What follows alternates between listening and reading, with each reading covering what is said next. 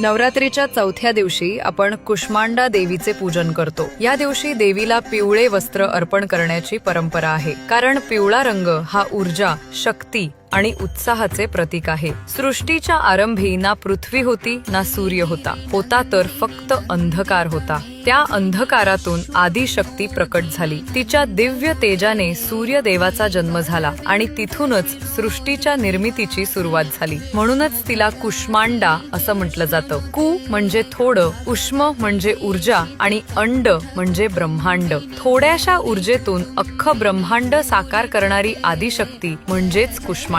कुष्मांडेला अष्टभुजा असून तिच्या हातात कमंडल, धनुष्यबाण, गदा, चक्र, कमळ आणि अमृत कलश आहे आणि देवी सिंहावर आरूढ आहे। कुष्मांडा देवीची कृपा लाभल्यास रोगांचं निवारण होतं, दीर्घायुष्य लाभतं आणि जीवनात तेज, सुख आणि समृद्धी प्रकट होते।